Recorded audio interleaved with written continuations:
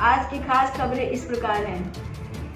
रोशनी act, Farooq Abdullah China की ओर निगाहें गाड़े हुए हैं। मामला है रोशनी एक्ट का। जम्मू कश्मीर में लैंड एक्ट बना 2001 में। 1989 में हिंदुओं को मारकर कश्मीर से निकाला गया। हिंदू वहां से किसी तरह से जान बचाकर निकल आए थे। फारूक अब्दुल्ला उस समय सरकार में थे और फारूक अब्दुल्ला ने एक भी FIR नहीं लिखने दिया था। कश्मीरी हिंदुओं को, कश्मीरी पंडितों को जिस प्रकार का नरसंहार हुआ, उस बात पर एक भी FIR नहीं हुआ, एक भी मुकदमा नहीं चलाया। लोग तो अपनी जान बचाकर चले आए। सब यहाँ वहाँ मुंबई, कोलकाता, दिल्ली, पंजाब, कुछ विदेशों में शिफ्ट हो गए। पर उनके घरों का क्या हुआ? अगल बगल के मुसलमानों ने उन पर कब्जा कर लिया। पहले से ही चिन्हित कर रखा था। 1989 का जो ड्रामा है, उसको प्लान करके किसको कौन सा घर कब्जा करना है, वैसा करके ही अपने अजीज़ दोस्तों की भी हत्या की। अजीज दोस्तों के मकान पर कब्जा कर ली।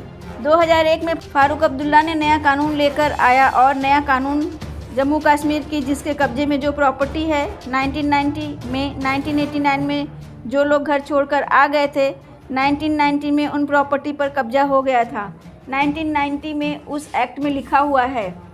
इन्होंने कहा कि 1990 में जो प्रॉपर्टी जिसके कब्जे में है, उस प्रॉपर्टी के कुछ 100 रुपये देकर उसके नाम लिख दी जाएगी और वे उस प्रॉपर्टी के ओनर हो जाएंगे। ऐसा ही शेख अब्दुल्ला ने पास की थी एक कानून, land to the tillers. Jammu and Kashmir में मुस्लिमों के वर्ग पॉपुलेशन बढ़ने से लैंडलेस हो गया था। प्रॉपर्टी सारी हिंदुओं के पास थी। हिंदुओं के पास जो प्रॉपर्टी थी, उसमें काम करने वाले मुस्लिम थे। जो मुसलमान जोत बो रहा था, ज़मीन उसकी हो गई। Land to the tillers. हिंदुओं को अपनी ज़मीनों से हाथ धोना पड़ा और उनकी ज़मीनें मुसलमानों को दे दी थी। फारूक अब्दुल्ला ने वही किया। 1989 में जो हिंदू लोग निकाले गए थे, वो प्रॉपर्टियाँ कब्जे करवा लिया और सरकारी लैंड पर बहुत सारा कब्जा हो गया। और 2000 के finance minister, Jammu and Kashmir के फाइनेंस मिनिस्टर ने अपनी स्पीच में कहा कि हम रोशनी एक्ट ला रहे हैं, यानी कि प्रॉपर्टी एक्ट ला रहे हैं और पोजीशन के आधार पर दे दिया जाएगा। 2007 में कांग्रेस की सरकार वहाँ पर थी, जिसमें मिस्टर आज़ाद वहाँ के मुख्यमंत्री हुआ करते थे। पहले 2001 के कानून में 10 के नाल तक की ज़मीन किसी ने कब्जा करके रखी है तो वह ज़मीन उसकी हो जाती है।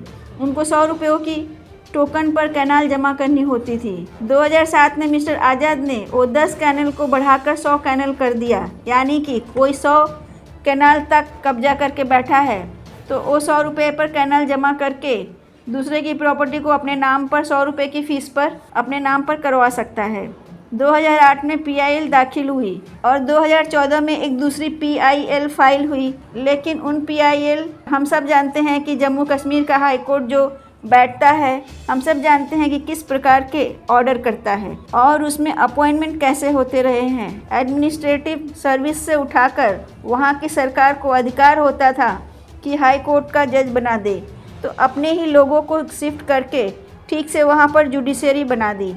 अब हाई कोर्ट जिस तरह से एक्शन ले रहा था, 2014 के PIL पर कोई एक्शन नहीं लिया। PIL SK भल्ला विज state of Jammu and Kashmir के नाम है। कल या परसों हाई कोर्ट में वो मैटर फिर से लिस्ट हुआ और चीफ जस्टिस गीता मित्तल ने और उनके डबल बेंच में राकेश बिंदल, 2 लोगों की DV ने उस मैटर को सुना।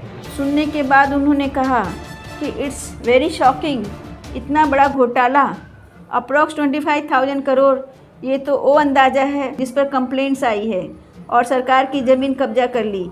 25,000 करोड़ का मामला और इस पर इन्वेस्टिगेशन भी नहीं हुआ, जबकि CAG ने 2007 में ही इस मामले को खोल दिया था और 2011 के CAG ने उस मामले को 2 बार खोला। Control of regional of India ने कहा कि ये सबसे बड़ा देश का घोटाला हो सकता है। 25,000 करोड़ का घोटाला। कोर्ट ने कहा कि ये मैटर हम CBI को हैंडओवर कर रहे हैं इन्वेस्टिगेशन कराने के लिए। इन लोगों ने अपने कानून बनाकर इसमें लूट जो मचाई है सरकारों द्वारा, सरकारी कर्मचारियों के द्वारा और पॉलिटिशियंस के द्वारा, उस लूट को बाहर उजागर करना पड़ेगा। पूरी की पूरी लूट में कहीं से भी गरीबों का भला नहीं दिख रहा है। जबकि इस तरह के कानून गरीबों के लिए बनाया जाता है, जिनके पास कोई साधन नहीं होता। पर इस मामले में पॉलिटिशियंस, ब्यूरोक्रेट्स, वहाँ पर बनी हुई सरकारों ने कब्जा कर रखी है, वहाँ के आतंकवादियों ने कब्जा कर रखी है, इन्फ्लुएंशियल पीपल ने कब्जा कर रखी है। इसलिए मिनिस्टर से एडमिनिस्ट्रेटिव, लोअर एडमिनिस्ट्रेटिव ने कर रखी है। ये बात जम्मू कश्मीर के हाई कोर्ट ने अपने ऑर्डर में लिखी, जिसमें पूरी बात लिखी कि इस शॉकिंग घोटाला है, उसमें इन्वेस्टिगेशन भी नहीं किया गया है। Jammu and Kashmir anti corruption branch को ऑर्डर दिया गया है कि आप सारे डॉक्यूमेंट सीबीआई को हैंडओवर करें, एक एक डॉक्यूमेंट उनको हैंडओवर करें, जितना भी कंप्लेंट है, जितना भी रिकॉर्ड है, आप हैंडओवर करें। CBI A to Z investigate करेगी। अब आप सोचिए, हिंदुओं को निकाला गया और फिर उनकी प्रॉपर्टी पर कब्जा की गई और फिर उस प्रॉपर्टी पर रोशनी एक्ट आ गई। दूसरा सरकारी ज़मीन जो पड़ी थी उस पर अपने लोगों को बिठाकर अपने लोगों द्वारा कब्जा करवाया गया और उस ज़मीन पर 100 केनाल के फार्म हाउस बनाए, बागवान बनाए। अगर पॉलिटिशियंस के घर अगर 4 मेंबर है, 4 मेंबर ने 100 केनाल कब्जा करके रखे तो 400 केनाल हो गए।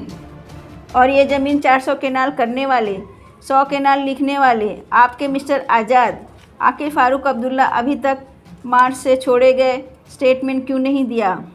अभी ये स्टेटमेंट क्यों दे रहे हैं? आज अचानक चाइना प्रेम कैसे जाग गया? 2-3 दिन से 370 वापस लाने की बात कर रहे हैं। अभी समझ में आया केंद्र सरकार ने इन्हें छोड़ क्यों रखा है। अब समझ में आया इन लोगों ने सबने कब्जा किया हुआ है।